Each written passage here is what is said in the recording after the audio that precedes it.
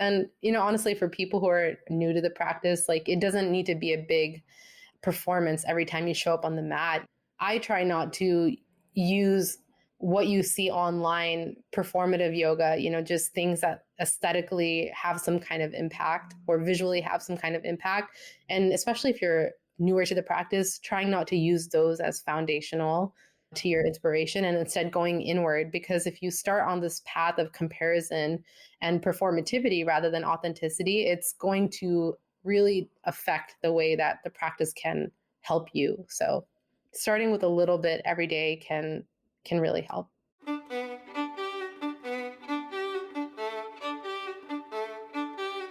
Hi, I'm Derik Mills. Welcome to the Glow Podcast. This is a new episode in our series of 30-minute interviews with the teachers of Glow. Today, I'm in conversation with Divya Balakrishnan, who teaches a range of classes from vinyasa flows to restorative classes that emphasize the body-mind connection. In our conversation, Divya shares about how she has reframed her relationship to movement through yoga, her journey through to a yoga practice that is more intuitive, a focus on generating joy and healing through movement rather than purely focusing on physical results. I hope you enjoy my conversation with Divya.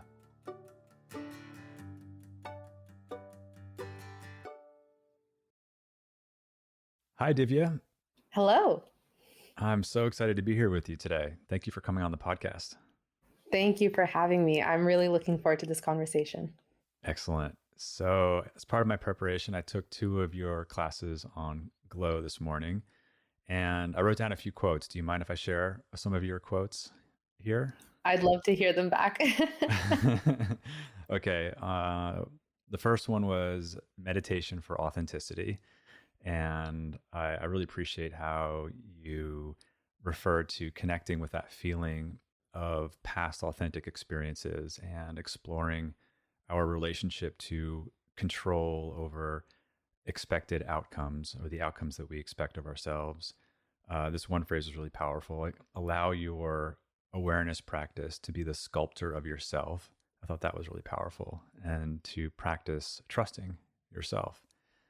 And then under another class, Authentically You Vinyasa, I wrote down, allow your body to tell you what it needs today. And then following in that theme, one of the publicly available comments on that class, written by a Glow member named Summer, that was wonderful. Beautiful integration of pranayama, asana, and meditation. I also loved the ability to adapt to my needs. Thank you! ! And I'm picking up on this word authentic in those titles and in the testimonial statement, this concept of adapting to my needs, because I very much appreciate the part of your story about how your mom introduced you to movement, about how you first came to experience an asana yoga class, and then ultimately your journey of reconciling those experiences with what you were intuitively seeking in terms of both method and community that truly felt supportive and authentic to your needs, which you didn't find initially. So I was wondering if you could share a part of that experience with us. My journey with yoga started at a very young age. I was 12 years old and had, recently, just a few years prior, spent a year living in India with my mom and my sister. And during that year, my mom had began to take yoga classes at a local college nearby.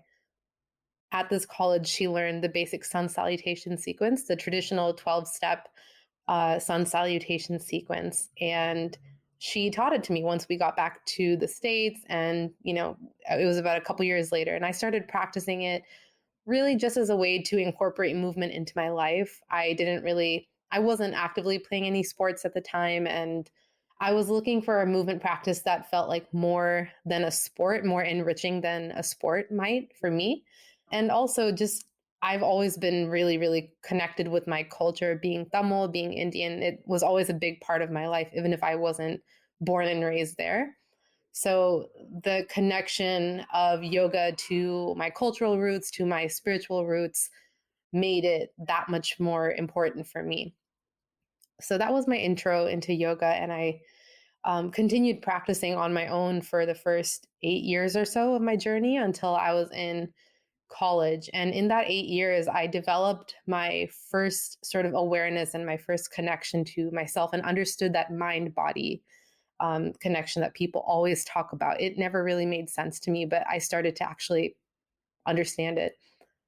And in college, that was the first time I took a class in a public setting, in a studio setting. And the first thing I noticed was there was an absolute lack of diversity. I was the only non white person in my class. And my teacher was amazing. She was patient and thorough. And I learned so much from her. And I really credit her a lot for my sort of jump off into the next chapter of my yoga journey, which was all about pushing my boundaries and exploring my, self-described athleticism, and just trying new things that would take me out of my comfort zone. And that was a very important part of my journey as well, because I started to remove the self-imposed limitations I had on myself.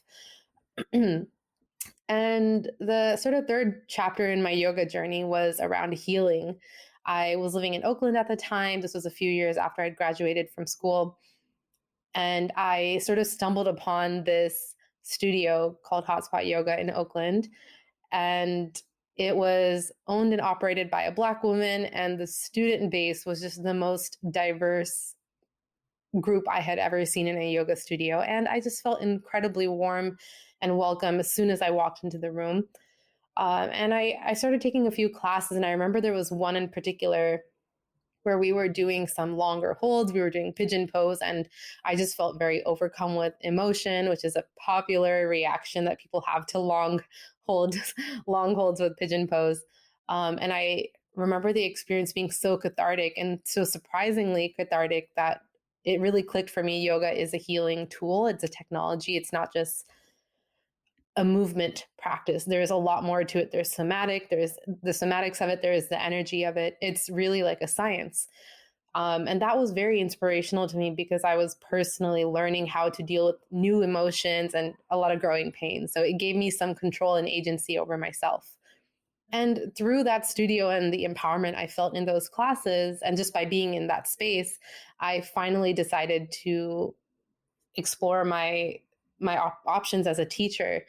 I had been teaching in various capacities my whole life, but never considered myself becoming a yoga teacher, especially because of how yoga, both instructors and practitioners, have been portrayed popularly across media, just across representation. I just never looked like the person I saw leading these practices. So I thought, who's going to want to learn from me? But just by virtue of being in more diverse spaces, I gained that confidence and decided, whether or not there was a space for me in that industry as it currently stood, I was going to carve space for myself. So I decided to take a teacher training at that same studio, Hotspot Yoga in Oakland, and emerged out of it right at the onset of a global pandemic. um, and taught maybe one class, maybe two classes in person before everything went virtual. And I haven't looked back since then, which leads me to my current chapter, which is all around being immersed in the community, around building an inclusive, accessible, and decolonized yoga practice, and empowering others to do the same. Well, I'm so glad you followed through with that and found the spot, literally the hot spot, yoga, where you wanted to dive deeper into your training. Does the studio still exist? If so, I want to link to it in our show notes. They do actually. Adesina Cash is still running the studio, and I know they're going through some changes right now with locations and developing, and they also offer yoga teacher training. So definitely recommend checking them out. Nice. Yeah, I know so many studios were adversely impacted by the pandemic. And so anything we can do to help promote. You mentioned the multidimensional ways in which you approach not only your own yoga education, but in how you teach it in terms of more like an educational component. Can you unpack that for a bit? I know there are various, like I said, dimensions to that. One of which caught my eye was how you were linking poses to mythology in Instagram, along with some other ways that I thought was unique and engaging and educational? So the yoga content that I share online and through social media, YouTube, etc., really emerged out of the shift in the yoga industry during COVID, as a lot of our attention and our practice shifted to online platforms. I discovered that there was a huge opportunity for me to, one, connect with a lot more BIPOC, a lot more South Asians in the wellness industries and in yoga specifically. And through that access, I was then inspired to start sharing the elements of yoga that had shaped my journey, and made such a difference for me in this practice and my adoption of yogic principles into my day-to-day life, because that's where I felt the most benefit. For me, I rarely talk about the physical benefits of practicing asana in yoga when I'm talking to new students or my friends or colleagues, whatever it might be. I'm usually, chirping on about the emotional benefits, the mental benefits, and just the off the mat benefits in general. So I studied theater when I was in school, and I'm, just someone who loves storytelling and culture and theatrics a little bit. So that kind of introduced me into the mythology behind yoga postures, as being some of the stories that inspired the way we see these yoga postures as like shapes or representations of nature, or tougher philosophical concepts that aren't super easy to grasp. And stories, since the beginning of time, have been a great way for people to understand and really embody things that aren't easily understood. So I started a series on Instagram called Yoga Mythology that pulled from various different interpretations of stories and mythology behind these postures. And as I started sharing the stories behind some of these yoga postures, breaking down more intricate and nuanced philosophy into sort of bite-sized, easy to digest, relatable stories, I found that people's understanding of yoga really started to expand. And I'd see that through the feedback. I see that through the feedback that they would share on these posts. And I found that a lot more people who were maybe averse to practicing yoga or had a certain impression of it based on how it's been represented, they suddenly became more interested and willing to try it. And I also try to achieve this by creating content around mudras or energetic hand seals, pranayama, which is energy practice, using breath work as sort of a conduit, and breaking down these things that seem inaccessible into more digestible bits of content that people can easily incorporate into their life. At least that's the intention. I love that, because once you start diving into that incredibly voluminous, rich, historical journey, there's so much. It's just endless. And to provide um, bits and pieces that are relevant to people who are maybe so many people are experiencing poses, right? No matter where you go, like you said, your own experience where you were experiencing poses, um, albeit in an environment that was very socioeconomic, racially homogeneous, uh, to potentially inspire different populations to, through your work, wonder about how deep do some of these rabbit holes go in terms of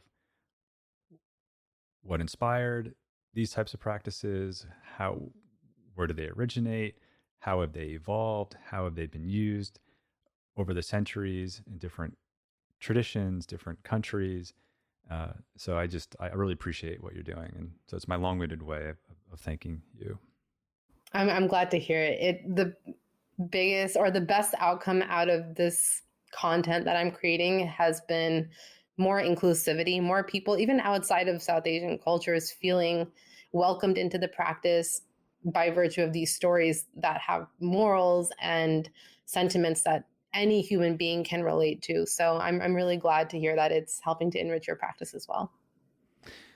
And then before we get on to some of the questions that our team submitted, uh, another important part of your journey was you switching from more of an outcomes, like a more of a physical outcomes based journey, to one that taps into what you were saying in those classes, as well as what is reflected in that testimonial, is like your practice of checking in with how you feel in the moment and letting that be your guide.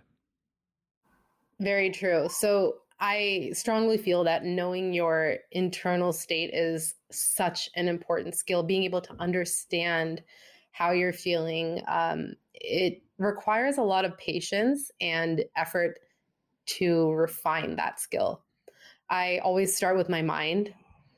I ask myself whether my thoughts are racing. Am I struggling to focus? Am I experiencing a lot of negative self talk and rumination? And in these moments, I tend to opt for slower practices with longer holds that give me the space to maybe release emotion and realign with my constantly present inner peace that just gets impeded by this noise. Otherwise, if I'm feeling more restless, maybe a little bit energetic or in need of some kind of release, I may opt for a faster paced class to work through and release stagnant energy and create space for that new energy. Nice. Yeah, I can definitely relate to that.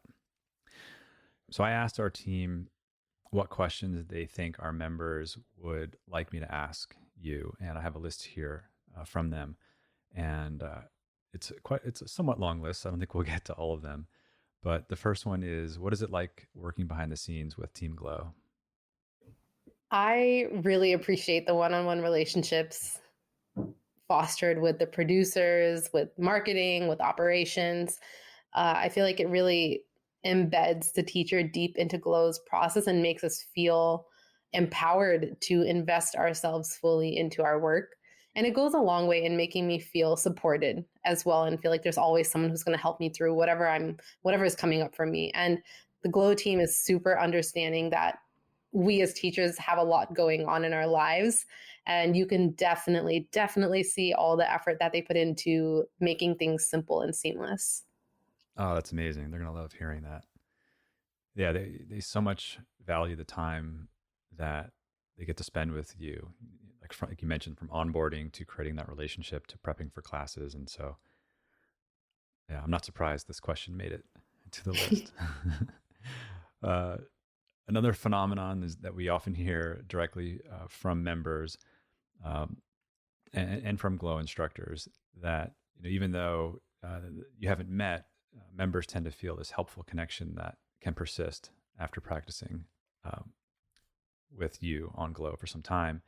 And we also often hear that teachers, when they meet Glow members, either at their teacher trainings or workshops, or sometimes even people approach uh, you out in public saying like some version of like, you don't know me, but I feel like I have a connection to you because I practice so much with you on Glow. First of all, have you had that experience? And if so, and how are you approaching teaching online that ultimately might help create that effect? So it's funny you asked this question because I recently had my first sort of recognized through Glow moment in public. I live in New York, but I was recently in Austin visiting a friend. And one day she had hosted a picnic brunch at Mueller Park, and invited a bunch of friends. And as we were walking over to the group, two people specifically were kind of looking at me and walked up to me out of the group. They broke out from the group and walked up to me and asked, are you Divya? Do you teach on Glow? We take your classes, like we know who you are. Nice. um, that was really incredible for me. I was like, yeah, that's me. And they specifically noted how awesome it was to learn from a South Asian teacher, and they've been practicing on Glow for a while, so they said it was really exciting to see my entry into the teacher roster, and see the types of classes that I'm choosing to teach, and that really touched my heart. So a lot of people, like I mentioned, a lot of people in the South Asian and BIPOC community have just historically felt distance from our own practice, due to the commercialization and appropriation in wellness, and specifically the yoga industry. So moments and encounters like this are happening more and more frequently, and they greatly remind me of the impact of authenticity and sharing your voice, which, to answer your other question, is authenticity is a cornerstone of my personal and professional practice. I seek to embody this in every aspect of my life, especially when I teach. I think I think it's very easy to fall into this trap of what a teacher, what a fitness instructor looks like and what they sound like. And I see it all the time. Sometimes I fall into that habit as well, but it's not sustainable to just repeat this pattern and fit into this equation. Um, so I just try to be myself. In my teaching, in my teaching life, this means that I try to use plain language that anyone can understand. Um, and I actively use props in my practice and not just as an exception or a variation to the actual posture. I use it constantly, sometimes even without noticing that I'm using them. And then I'll be like, oh, yeah, I'm using blocks. By the way, you can use blocks if you like. Um, and I try to keep it real. And that's probably the top compliment that I receive as a teacher, that I'm real and authentic, Hmm. which I think people resonate with. When we're all separated by screens, that sense of relatability can be a lot harder to access. And as teachers, I believe it's our job to make people feel welcome, at ease, and comfortable no matter where they are or what state of mind they might be in.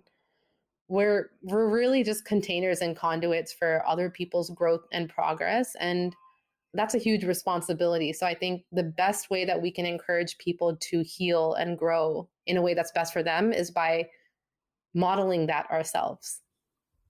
That's beautiful. Yeah, we resonate with all of that. Next question. What challenges have you experienced, if any, in terms of falling out of commitment to your routine, and what encourages you to find your way back? I definitely falter in my practice all the time, whether it's just because life gets overwhelming or I have, some kind of injury or I'm traveling a lot for my job or whatever it might be. There's always things that are going to come up and take you out of your, so-called routine. But I think it's important for me to know that I've reframed my relationship to movement over the past decade of my life, over the past my entire journey of yoga has honestly just been one big reframing of my relationship to movement. Um, and now I no longer feel the need to even define my practice into a routine. It doesn't always work for me. At some point in my life, especially in the early part of my journey when I was, just starting my practice, regimen was good. I was very result oriented with my practice, and it helped me establish some foundations to, again, my relationship with yoga and the way that yoga existed in my body. It was very integral to that. But now my only goal is to generate joy and healing through my movement. So I naturally don't feel that a routine is conducive to supporting that. Intuitive movement is the name of the game for me now. It takes away from the harshness of disappointment and guilt when things inevitably go awry and you miss a day here or there.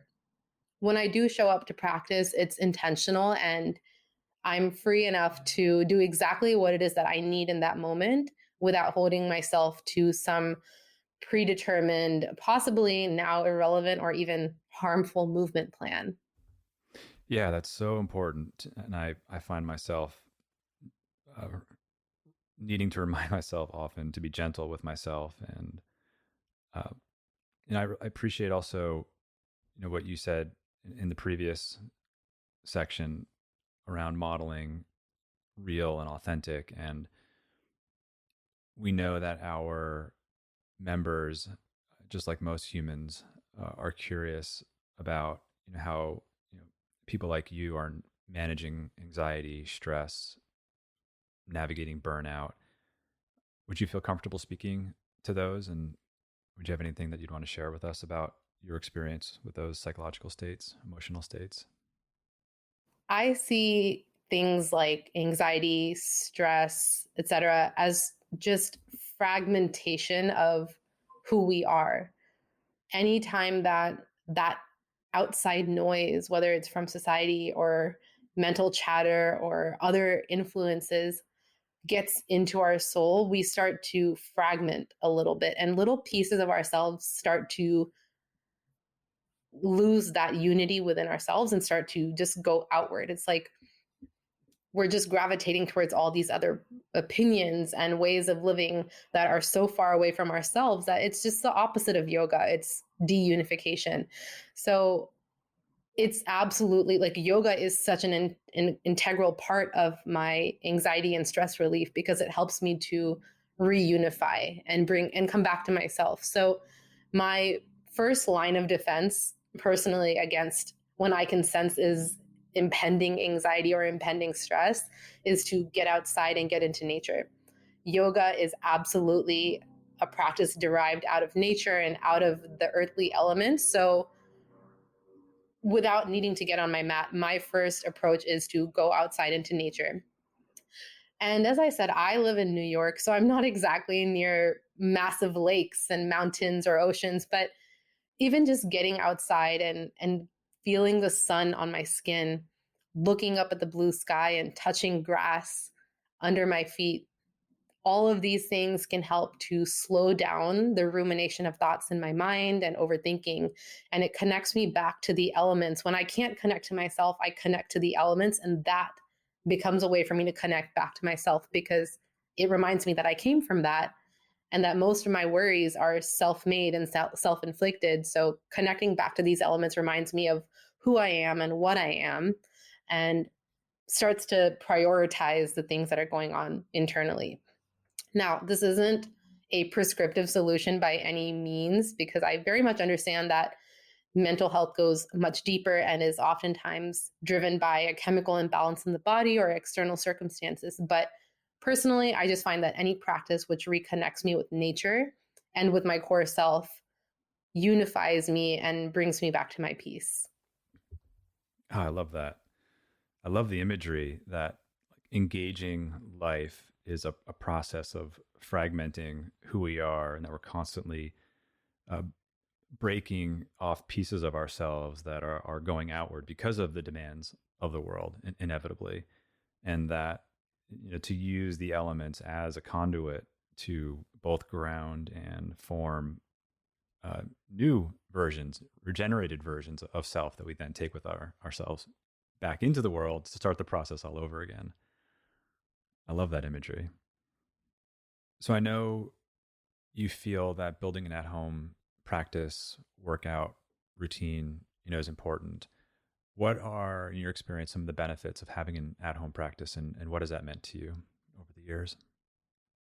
Over the now almost 2 decades of my yoga practice, I have found that my collective yoga practices, whether it's asana or meditation and otherwise, all of these pieces together are so key for my self regulation.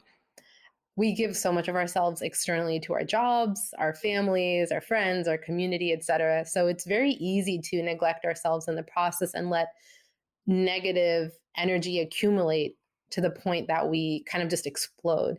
So having your own regular practice helps you to understand your own capacity to set boundaries around how you give and when you give, and also learn skills that you can absolutely apply in your day-to-day life. The soft skills, some call them, whether it's self-compassion, empathy, critical thinking, understanding boundaries, these are all things that are very important on and off the mat. And personally, my at-home practice consists of non-negotiable daily meditation, time outdoors, just to again connect to those elements, and also nourishing my body through foods that are nutritious, but also sometimes just things that make my soul happy and make me feel full and content. But when it comes to asana practice, I try not to put too much pressure on what I achieved through a session, so to speak. It's more about building consistency and continuing to view my practice as something that is either neutral or positive. I don't always have to feel incredible and enthusiastic about showing up on my mat, but if I can even just acknowledge that I did show up on the mat and that I am doing something for myself that day, then that itself is a huge win. Yeah, reducing that pressure really helps with consistency. Like Absolutely. just do something, and I invariably trick my mind, and something turns into more than just something. Yeah, it gets the best of us. And, honestly, for people who are new to the practice, like it doesn't need to be a big um, performance every time you show up on the mat. I try not to use what you see online, performative yoga, just things that aesthetically have some kind of impact or visually have some kind of impact. And especially if you're newer to the practice, trying not to use those as foundational Yeah. to your inspiration, and instead going inward. Because if you start on this path of comparison and performativity rather than authenticity, it's going to really affect the way that the practice can help you. So starting with a little bit every day can really help. That is such a critical message. That might even be our opening quote from you. I know there's so many, it's gonna be hard to choose. Okay, last question before we ask where people can find you online. I want to circle back to your passion for education, learning, curiosity, and growth.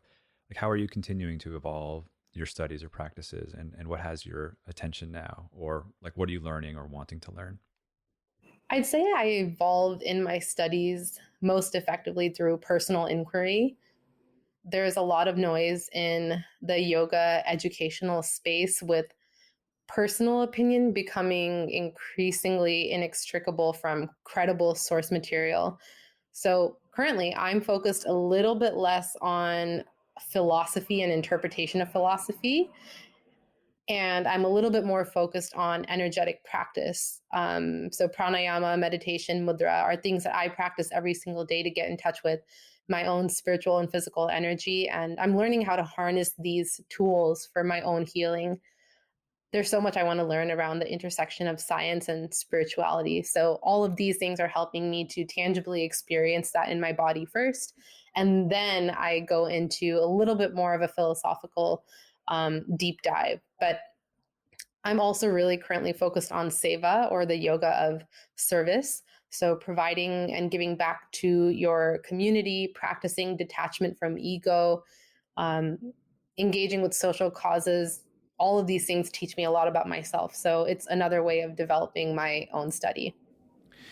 Yeah, that practice of discerning what is credible out there in the world is becoming one that all of us humans are sadly needing to cultivate. And I really resonate with, because I do that a lot as well, in terms of like, what is it that interests me, and what is sort of lighting me up internally, and then using that as a way to seek out credible sources that sort of align with that inner light. Because without it, I lose interest very quickly. Is there anything upcoming in your life, either online or out in the world, that you'd like to announce, or where can people find you online at the moment? Yeah, I mean, I'm always, teaching on Glow. I'd love for more people to come through and try out a class and see if my style resonates with them, if there's something they can take from that practice. I'm, big on sharing accessible and inclusive information around yoga just in general. So if you're interested as well, you can check me out on Instagram or TikTok or YouTube, all with the handle Divya Bala. And I also often hold yoga fundraiser classes for various social causes. I'd say averaging once per quarter, every few months. Well, Divya, thank you so much. This has been a joy, and we're grateful that you're teaching on Glow, and thank you for following your heart and choosing the path that you've chosen. The world's a better place because of it. That is so kind. Thank you for having me. And it's honestly such a joy to be part of the Glow family and see all the incredible initiatives that you've got going on, and, even better, get to be a part of them. So thank you for having me and, letting me share my voice. Thank you to our entire team behind the scenes at Glow. I'm so grateful for your care and commitment to serving our members around the world. Thank you to our teachers for so beautifully sharing your gifts and talents. I'm also grateful to our lovely community of Glow members. You've supported us since 2008, and because of you, we get to continue to do the work we love. It's the combined support of our team, our teachers, and our community that grants me the privilege to continue to bring you the Glow podcast. Thank you to Lee Schneider at Red Cub Agency for production support, And the beautiful music you're hearing now is by Carrie Rodriguez and her husband, Luke Jacobs. And remember, take care of yourself because our world needs you. Thank you for coming on this journey with me. You can find the Glow podcast on Spotify, Apple Podcasts, or glo.com/podcast, or wherever you listen to your podcasts. I'm Derik Mills.